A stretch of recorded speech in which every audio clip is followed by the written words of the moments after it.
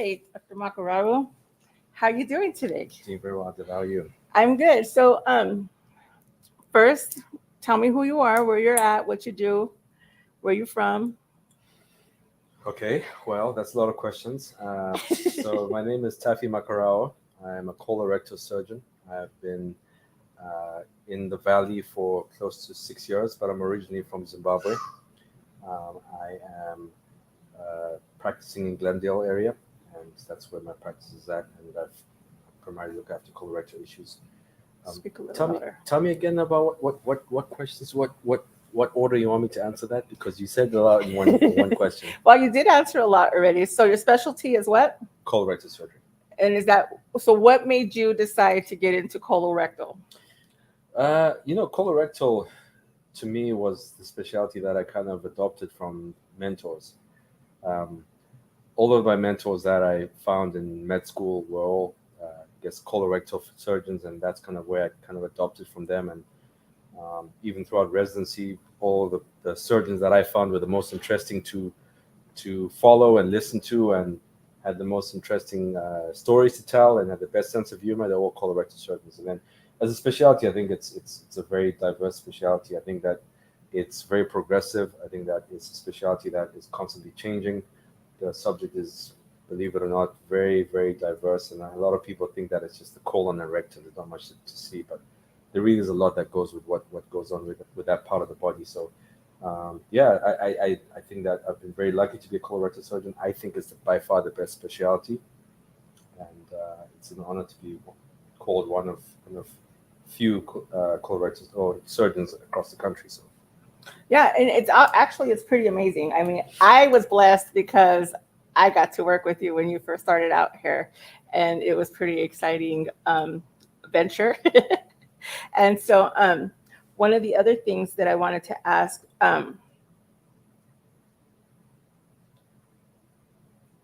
what are some specific things that you think are important about your specialty? uh, specific things. I think that the first and foremost is that the specialty is one that um, a lot of people shy away from.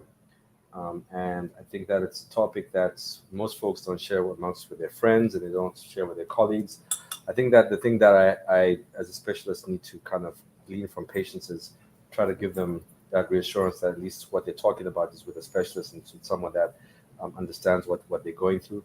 And I think that, I mean, that's such a leading question. There's just so much that we kind of can get into that. But the things that I look after are so broad. They range from the simple daily things like painful bleeding or painful bowel movements and bleeding when you poop, and things that are just embarrassing to talk about, to the more extreme things such as cancers, things that are life threatening, things that can obviously end one's life. So I think the thing that I would say is that within the specialty, there's just a lot that I look after, that I think that you know I'm hopeful that make things better for patients.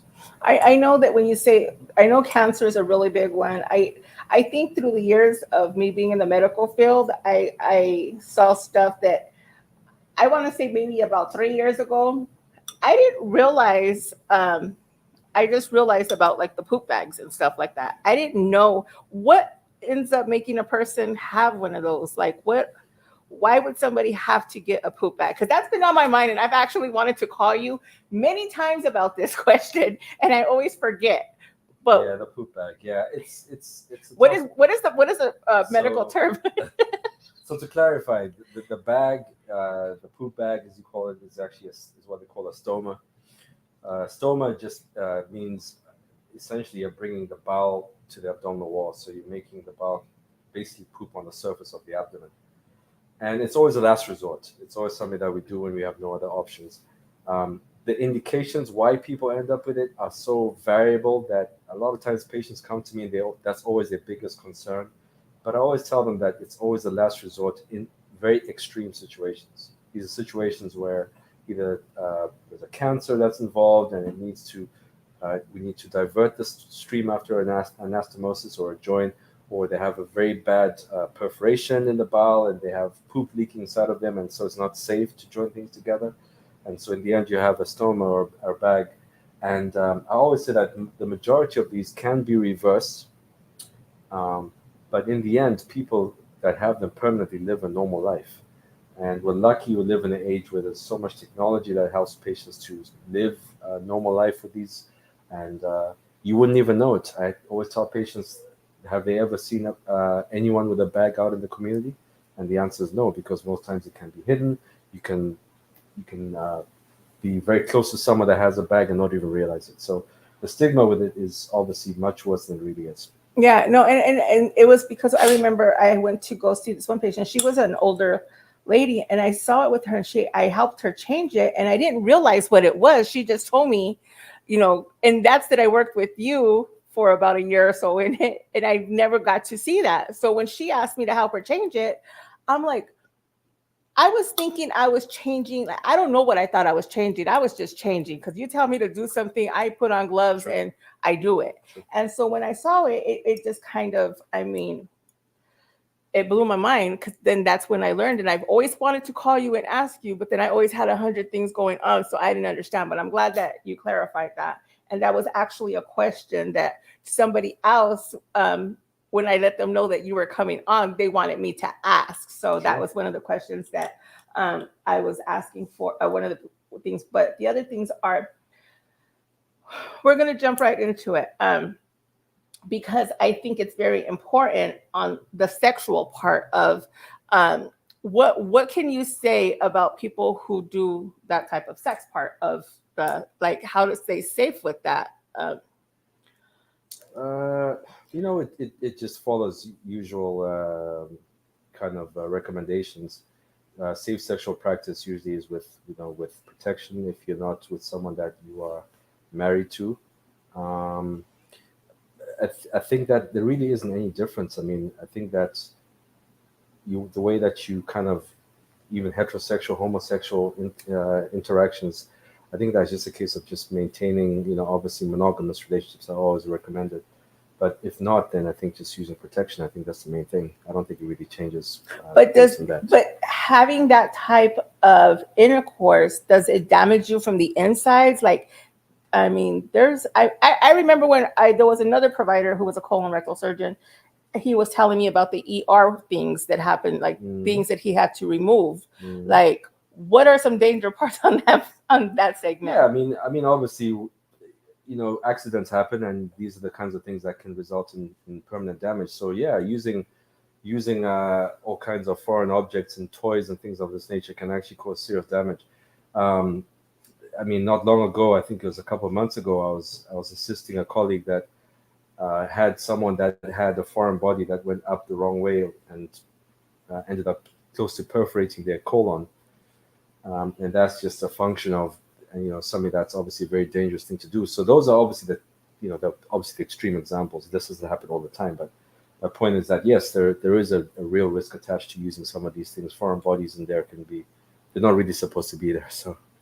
So that's one thing that They're I would not me. say. That's one thing that I would say. I mean, you just have to be careful. And so, what are symptoms of cancer, like colon cancer? What are things that people need to look for? How do they get checked for it? Like, what are things for colon cancer that people need to be aware of?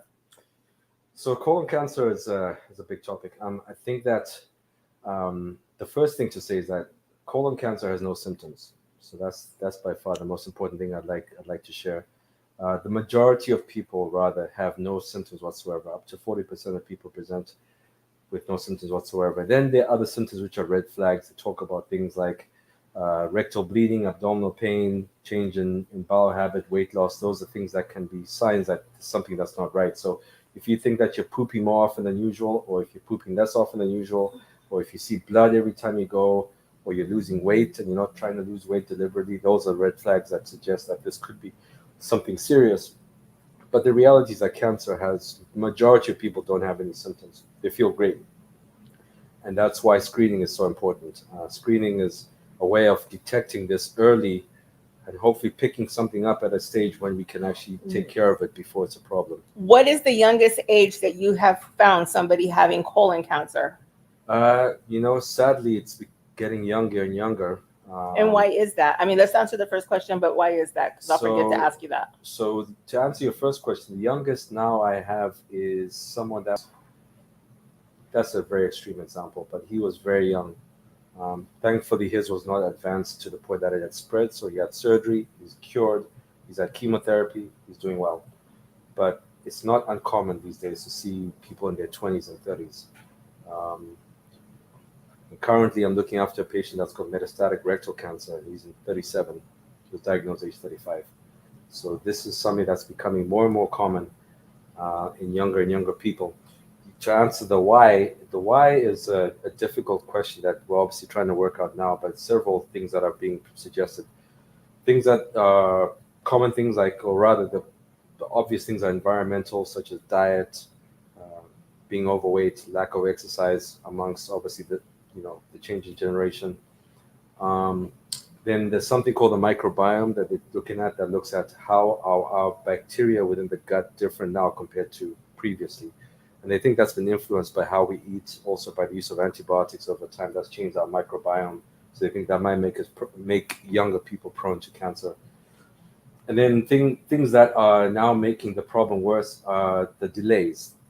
I like to refer them to the delays. So the delays in diagnosis, the delays in presentation. So uh, diagnosis being that a lot of times younger people present to their doctors and they have bleeding and they have all these red flags, and the doctors usually think it's just hemorrhoids and it delays the diagnosis. That can make something that could have been picked up earlier uh, only get diagnosed 2 years after the initial presentation. So that's the first delay. The second delay is in the actual patient where they delay to present to their doctor because they just see rectal bleeding for several months. They think it's hemorrhoids and they don't seek any medical help, or they cannot afford medical help, or they just obviously they're living life. Young people live their life, they don't really think about it. So my point is that it is a thing that's out there and it needs to be identified as a problem, and it needs to be something that needs to be kind of checked out. So if you're having unusual symptoms, I think you just got to get checked out nowadays. So basically, on that note, what I think is very important for people to understand, if you're having issues down there and in your rectal area, and you're on Access, you're on an HMO plan, or if you're a PPO, go see a colon rectal surgeon. Ask to see a colon rectal surgeon. Ask for that referral, because that right there can be a life changer, and people don't get that. It's very important. Um, I think that enough of us don't are not educated to understand that we're just living in a world where we're like breast cancer is getting, like, younger and younger and younger. All these issues are, and it's usually due through, I feel, food. Like, food takes a big toll on our body and what we eat and what we put in it. And so I think you're right. Like, our food is like something that we have to watch out for. Even though I say that Monday through Friday, I swear to you, like, I try to eat so healthy, so good, with like salads and stuff. And then when it comes to the weekend, there's tacos and there's like all these fat foods that so it does no good to eat Monday through Friday. Good if the weekend I'm just not going to eat right. No, I think it's everything in moderation. I think if you're making an effort during the week, I think there's still benefit in that. I mean, I think if you're adding what you need during the week and you're consistently doing it, that's definitely a positive rather than not doing it at all. Um, there's several cheats that you can use. I use one where I try to get my fruits and vegetables into a smoothie. So you've got all these things that can help us, like putting a smoothie with a bunch of oats and vegetables and fruit, and you just put in a blender and you take a shot of those, one or two a day, and that gives you a lot of fiber. So there's simple things that you can do that can improve your diet. But I mean, if you have the odd taco on the weekend and pizza, that's not going to give you a real problem. It's when you have a consistently bad diet that's when you have problems. Well, I eat tacos with the pizza and then with some Chinese food right afterwards. Right. And Well, that's probably not best for you. Best for indigestion anyway. But yeah. so on the stool part, like, is there a certain stool that we should look out for, like when we're stooling? Like, because they say, I think I read somewhere that the hard poop is like the good poop. Yeah. I don't know how many different books and blogs there are about poop. It's amazing. Yeah, I don't think anyone's ever established that there's a type of poop that's right or wrong. I mean, patients ask me what's normal, once a day, twice a day, once a week. There's a range, is the answer. So some folks they go once a day or once every third or fourth day. I think that's probably the most extreme range. Other folks go two, three times a day. So those are the ranges that are in between. In terms of the consistency, again, if you're going and you're not straining, that's the goal. I mean, you want to be able to not have to strain, and that is usually fixed by fiber. So if you have a good high fiber diet, which a lot of the times our modern diets don't, I mean, things like pizza and bread don't have any fiber at all. That's when you have trouble with going. So yeah, I spend the most of my day talking about poop, and so I know the kinds of things people go through, but I think a lot of it is just down to how we eat. So I know there's the hemorrhoids, and then there was those. God, fissures. Fissures. What? Explain what fissures are. So fissures are basically a cut in an anus. So what that is you just have an area where there's a cut in the bottom area, which happens because of having a hard bowel movement. And most times, again, it's because of lack of fiber. And because of that, you have pain every time you go, excruciatingly painful. And that's when you run into problems with bleeding sometimes. And the fix is most times fixed by just making sure you increase your diet, increase fiber. So you don't need surgery for that type of stuff, right? Most people don't.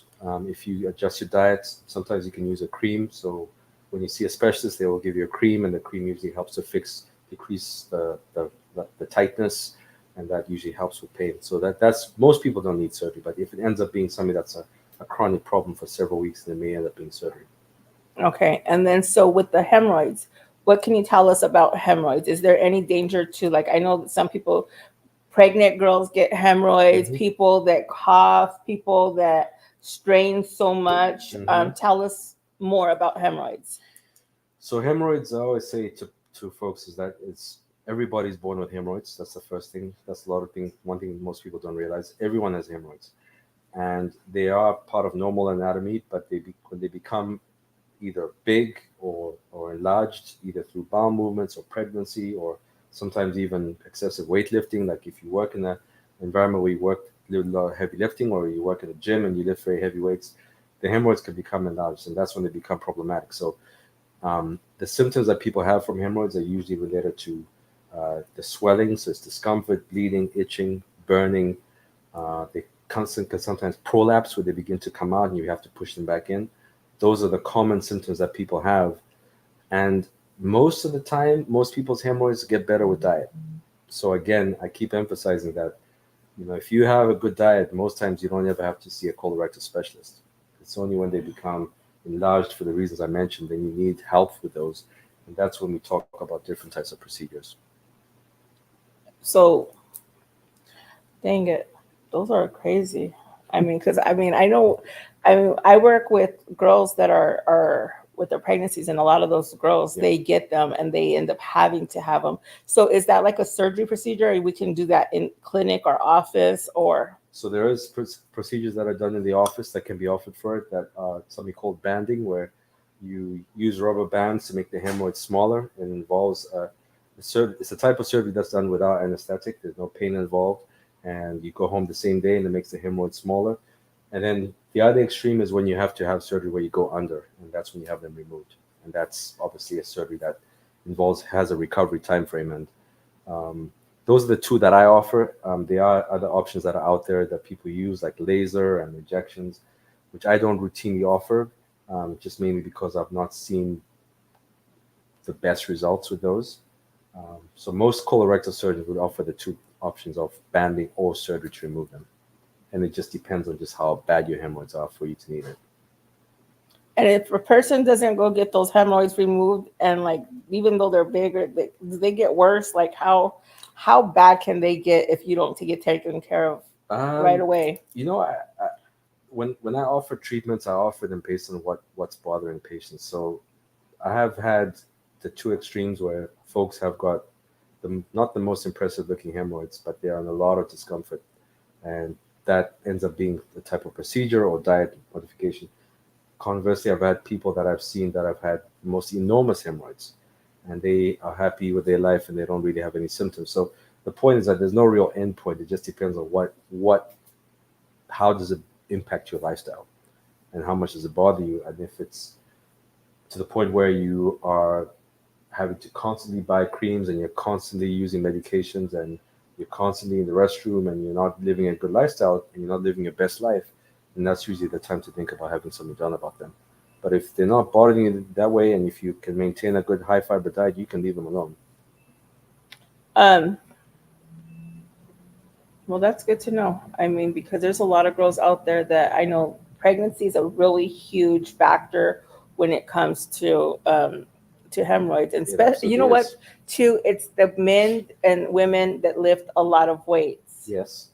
And I always say to bodybuilders that that's the one downside of living a healthy lifestyle is it does put pressure on your hemorrhoids when you lift very heavy, especially when you go for a big power lift, big deadlift. So people that do a lot of deep squats, or powerlifting or bench pressing, those things that involve that extra straining can make your hemorrhoids enormous. So unfortunately, that's the trade-off to get a great-looking physique, because you do get bad hemorrhoids with that too.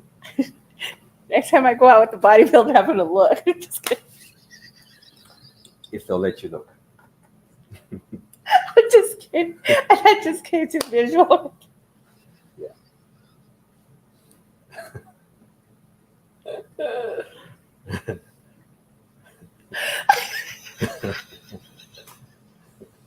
Are any of those symptoms because people just don't clean themselves, or does that have nothing to do with it? Um,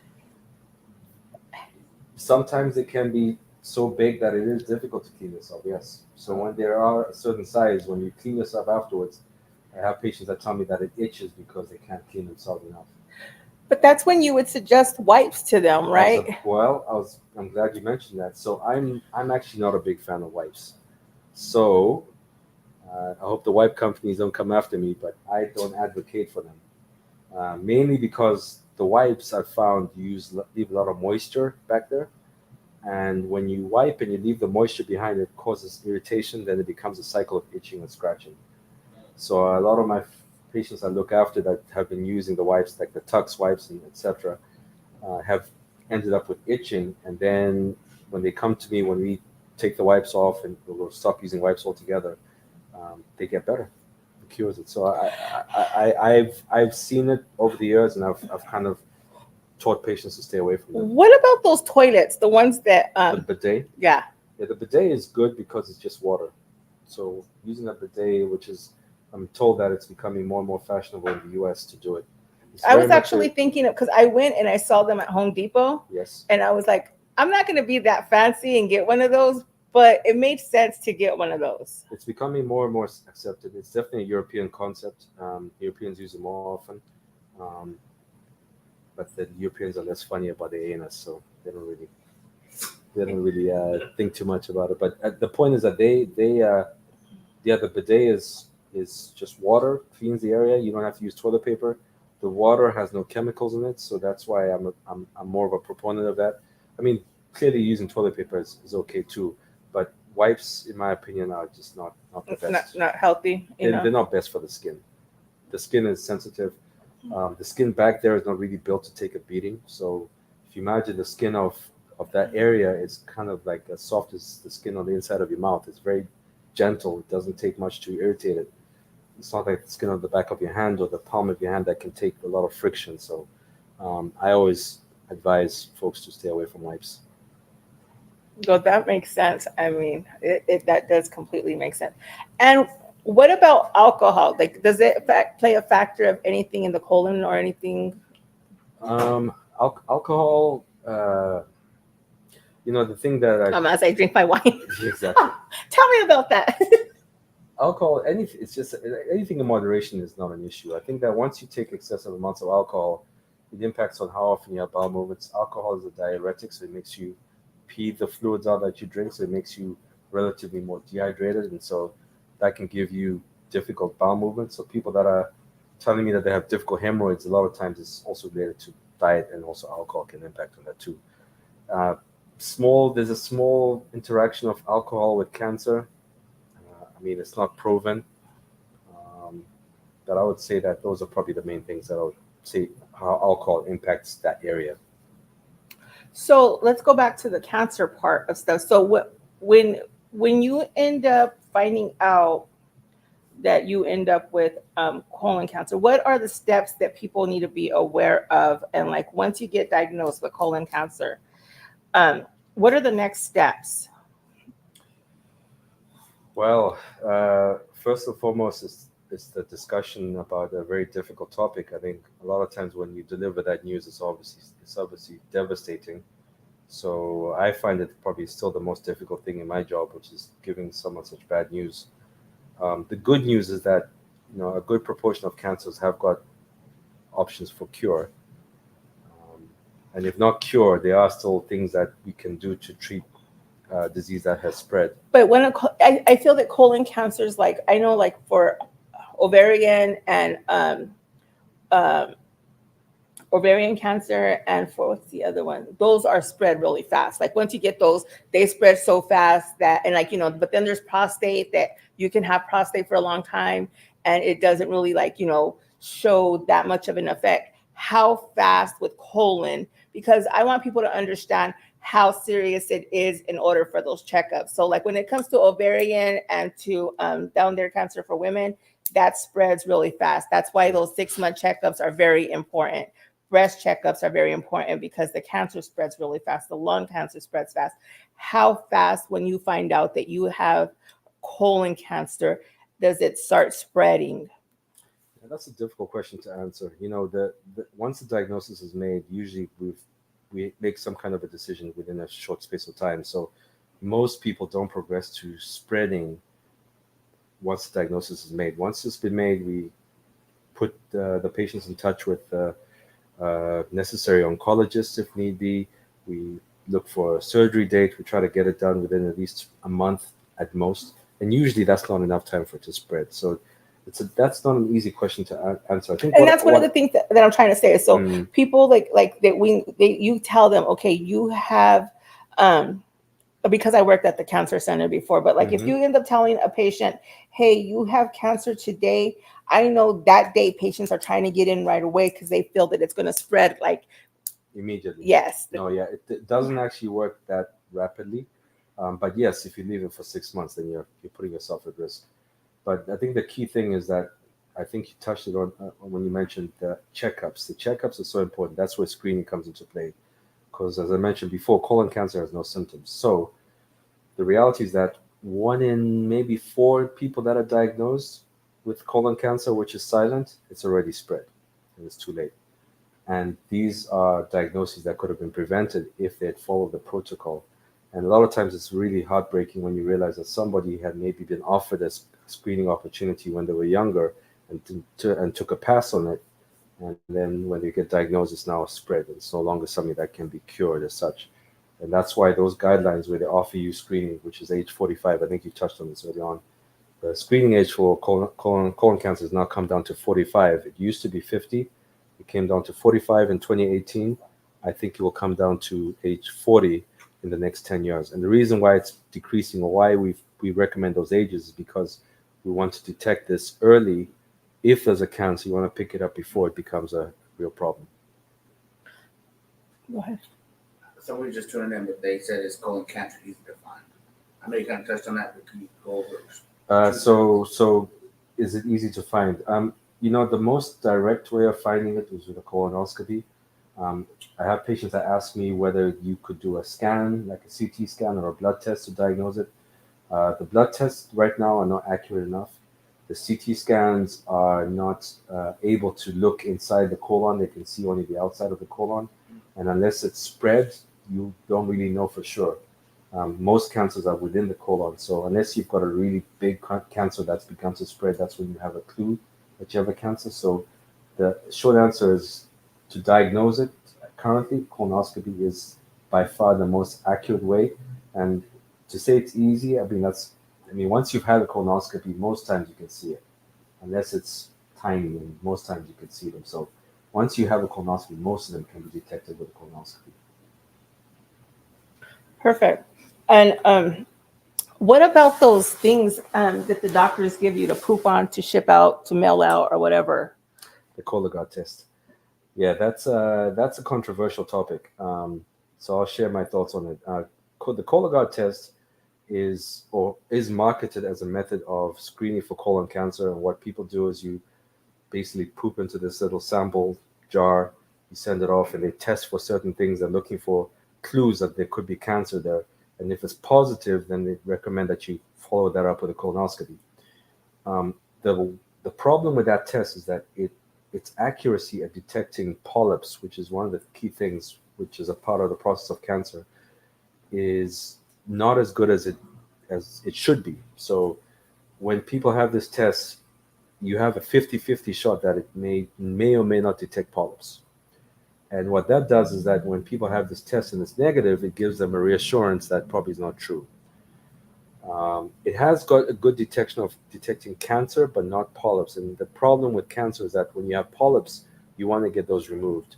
And colonoscopy detects polyps up to 90-95% of the time. So that's why I'm a big fan of colonoscopies over the Cologuard test, unless you as a patient tell me I will never have a colonoscopy, no matter what you tell me, or no matter how you advise me, I'll never have one done. Then I would recommend they do the Cologuard because at least it's a test to take. But unfortunately, the way it's being used nowadays is being used as a substitute for colonoscopy, which I think the advert advocates for it too. But I don't think it truly is a like for like comparison.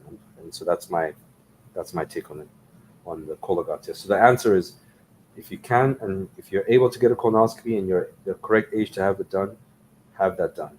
Have at least one done in your lifetime because that gives you the best shot of getting the most accurate test out there. So, and with that being said, again, so like if you're experiencing problems with your area down there, your primary care doctor is great to talk to. But one thing that you always want to ask for is a referral to go see a colon rectal surgeon.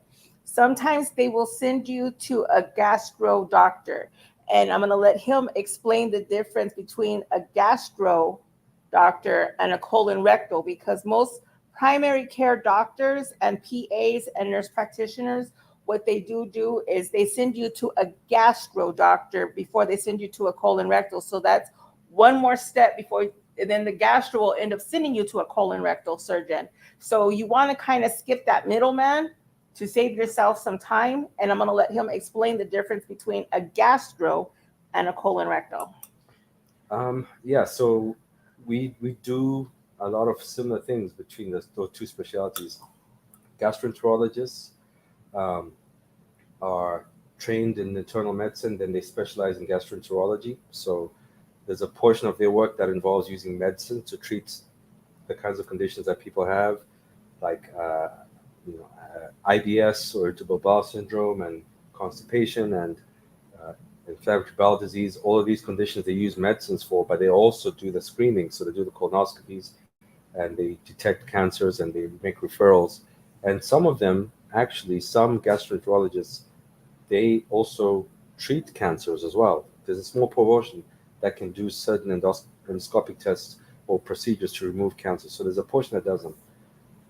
Colorectal surgeons, we are trained in surgery and we do surgical training first, then we do a colorectal specialty for fellowship training, and we also do colonoscopies. And the differences between the two really just surround the performance of surgery. We perform surgeries in addition to colonoscopies. That's the difference. But the overlap comes with the screening, and I think both sets of doctors are equally good at screening for these things. If it comes to looking for cancers, looking for polyps and removal of polyps, I think both sets of doctors do a good job with that. It just when it comes to the actual next step, which is if it is a cancer, who does the surgery part, then that's when colorectal surgeons have to do the surgical bit. That's deep. A comment said, Katie, Angela Ramirez said, can you come out and spread the word and information at the event? There's going to be um, a cancer event. It's All Cancers Matter. And what she's asking is, I think it's next Saturday, if I believe, not this Saturday coming up, but the following one.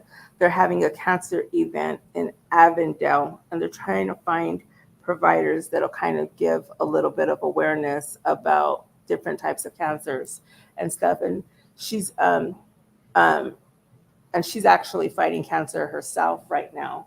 And so she's just asking maybe if there's opportunity for you to go and hopefully help spread the word about that. So you could let me know. Tell Look me at more your about it. yeah. Tell me more about it. And the other topic that I wanted to bring up was what are the fun things that you've seen in your in your stuff? I mean, we talked a lot about a lot of hardcore stuff, and I started to get depressed there for a second. I was like, damn it. I'm like, damn people, like, but what have been like the exciting parts of this journey that you're going through besides having me around? Well, you say that. I think that has been a very big part of the journey. I think learning how to, navigate difficult situations from you has been great, and I think that I like your hustler's mentality, and I really appreciated that. Um, just so you know, as Adela mentioned, we worked together when I started, and for reasons that obviously God knows why, obviously staying in the office didn't work out, but I think it worked out better because you then were able to do things in the community that help in a big way, and I think that I've really kind of appreciated that about you, that you've really put yourself out there to really go beyond over and above to help the community. So I think that that's something that I've learned from you. I've also learned the enterprising part from you as well. I think that also being able to try something different and that's outside of the box is really important. So I think that's been an exciting part of this journey the last 6 or 7 years. A lot of things that I've had to do that I would not expect I would be doing, but I think that it definitely is a growing process. And I feel very lucky to be in this community. I love the city of Phoenix. We love Phoenix and the weather here is amazing. And I think that there's definitely a, a space for physicians and carers that actually care for patients. And I think that that's something that I'm hoping that we're building slowly. Um, but yeah, to add to the excitement, I'm learning Spanish, and it's a challenge, and it's a journey in itself. And the only reason why he's learning Spanish is because I keep sending him all kinds of Mexicans.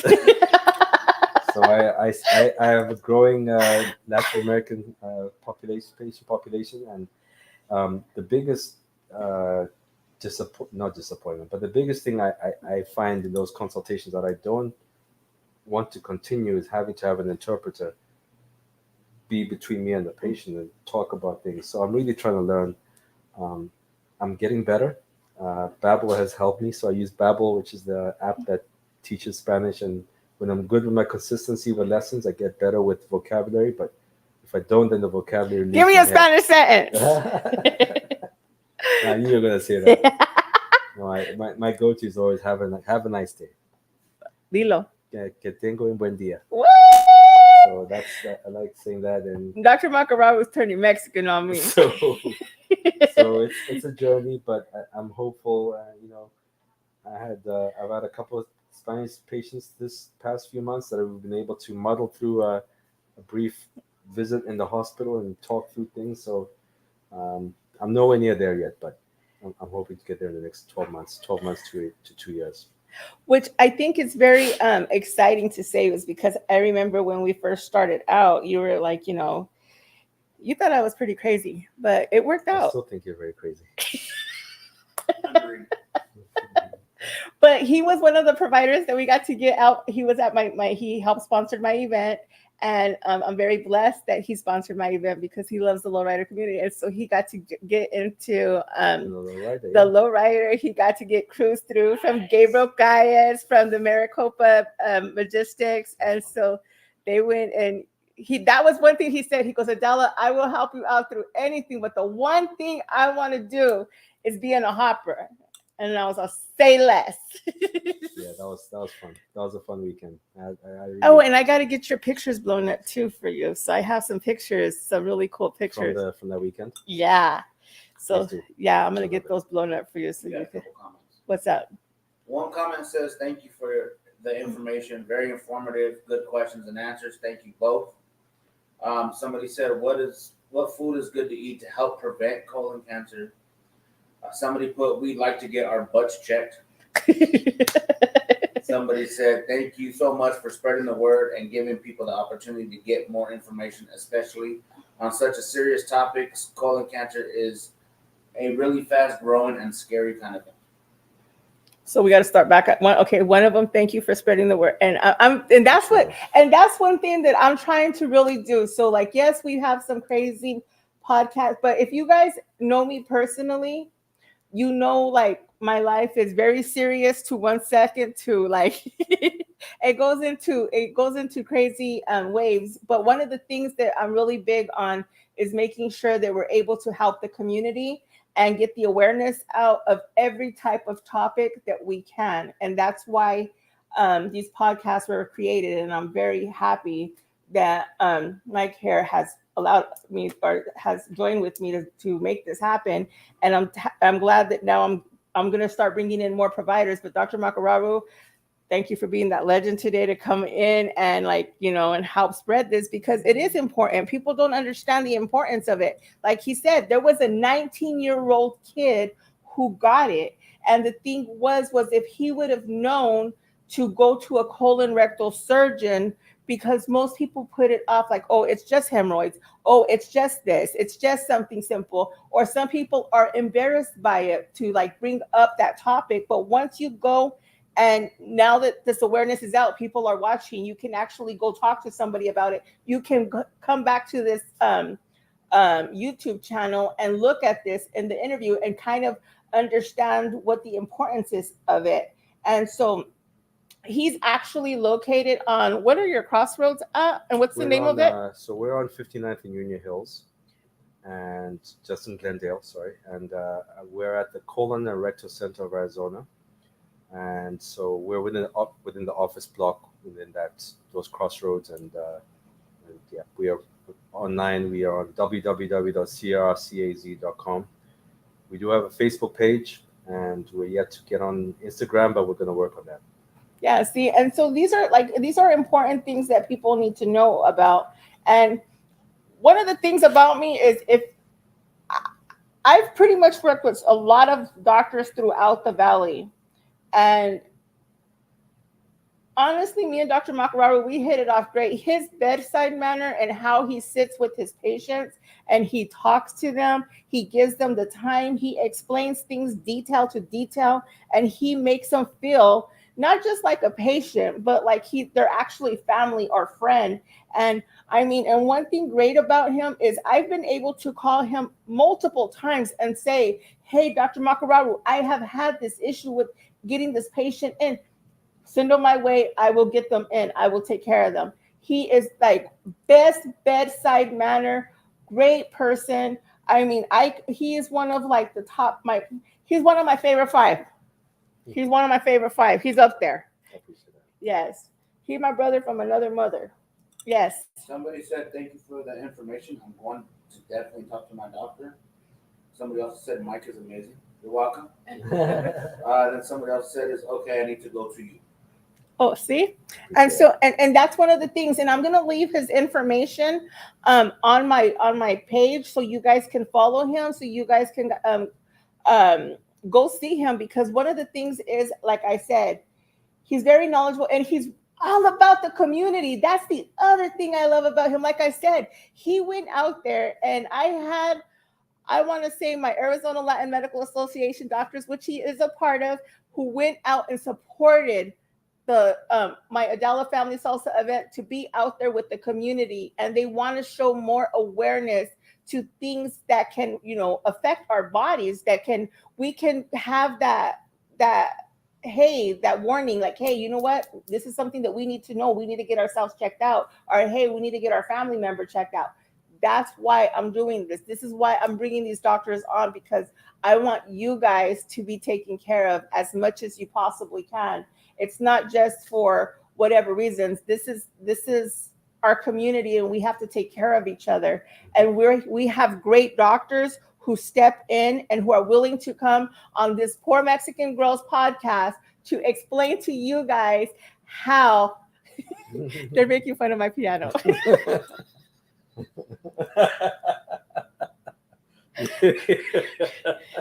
I live in a rough neighborhood. He had to dodge bullets to come into my house right now. Someone said, how often should you get a colonoscopy? I think it's people just going in and out that probably didn't hear Yeah. the Okay. So colonoscopies, it's every 10 years from the age of 45. Unless if you have polyps, then you have to have them more often. So if you have no polyps, then you're good for 10 years. Um, if you have a family history, sometimes you have to have them a little more often, depending on how strong the family history is. So folks with the family history, in other words, either a parent or a sibling that had it at a younger age, younger than age 45, usually end up having theirs done once every 3 to 5 years. But the majority of folks, if you're clear, you have no polyps, you have no other risk factors, you can usually wait 10 years to have your next one after 45. What's your three big risk factors when you're like 40 years old and you're like, should I wait 5 years or should I do that 40? If you have a family history, in other words, you have a sibling or a parent that had it, and young diagnosis is younger than 50. So anyone that's had it younger than 50, that's a red flag. That's a significant thing. That's young for colorectal cancer. Um, if you have certain conditions, there's certain genetic conditions that people have where they are prone to making polyps, and they end up getting screened at age 25. Those are folks that have these polyposis syndromes, but usually that's a genetic disorder, and most people don't have that red flag. And then if you're 40 and you're having just weird symptoms that don't make sense, you're bleeding all the time, you're having constant diarrhea or constipation that's unexplained. And this is usually over a period of weeks. I mean, if it's on and off, then that's usually not a problem. But if you have bleeding that's unexplained, if it were me, I'd have it checked. One of the things diet pills, like the diet pills that people take, how good are those? I mean, because those make you poop a lot. And so I know that can cause issues with the colon. Sure. That's a great question. The diet pill do make you poop a lot, and sometimes that makes the hemorrhoids bleed more. And I suspect that does get people more anxious about these things. I would say, um, get seen by specialists. At least they can kind of work out if this is something to worry about or not. But you're right. A lot of these diet pills can give you weird symptoms that don't make sense. They make you're losing weight. Are you losing weight because of the pills, or is it because there's something else going on? So I think there are a lot of things that we don't know yet about how these pills will affect us in the long term. But I think we're gonna be that. If, the lawyer popping out. If you tried this, right. We don't know what those meds will do over time.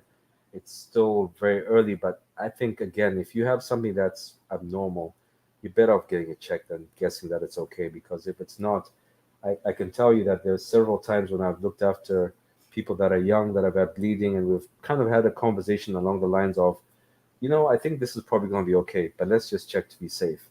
And I've always been very grateful because I've found things that we just never expected to find. You find a cancer or a polyp, God forbid. So and do you offer, say for instance, like a family member, like family members have that hereditary cancer? Do you have that genetic testing at your office, or how do you go about getting that genetic testing if that's hereditary? So what I usually do is, if there's a risk factor involved, then I usually have them go see a genetic specialist who will do the testing and also screen their family. So usually, if you have a high risk situation like a very young diagnosed cancer, like some of the young patients I have, I always have them follow up with a genetics expert who will then do the appropriate testing, because we don't have the expertise to do all the testing in our office. But for sure, if you're high risk, I always recommend that. Someone said, does aloe help with the colon as far as mixing it with your drinks? Aloe is great because it has a lot of natural ingredients that at least vitalize. I mean, the aloe is good for healing everywhere, right? The skin, etc. So I would say if you're drinking aloe, I don't think there's any harm in it. Um, I think that there are things as well that are found in probiotics are good. So probiotics are a good thing because it adds to good bacteria in the gut.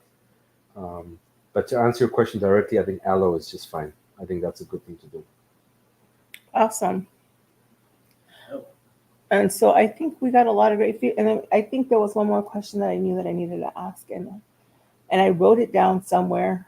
Can I say something that's important? Absolutely. Okay. And I think that at least for things that since we're going to touch on the really big things, since we're really focusing on cancer tonight, um, the biggest thing as well that I think is important is, as a risk factor that is not addressed and talked about enough is the differences in racial inequality. That's And that's important because I think that it's something that is a problem that will get better over time, but it's just about awareness. Um, the things that have obviously been established, and we know this for a fact, is that um, blacks and African American people are 20% more likely to be diagnosed with colorectal cancer and are 40% more likely to die of it. And that is more than all other races within this country. Hispanics are actually, their incidences are actually lower than of those of Caucasians, but it's also known that the screening in Hispanic people as well as black people is less than it is in white people. The reason why this is the case is right. related to cultural things. So culture, language can be a barrier because sometimes we get told colonoscopy and that sounds weird. Culturally, it's weird. I know amongst Africans, it's weird to have someone do that to your anus. Um, Embarrassment, again, education. And then I'm very proud of our Society of Colorectal Surgeons because we've published and we've looked at this and we've acknowledged the differences in systemic racism that have done or have at least resulted in differences and disparities in healthcare.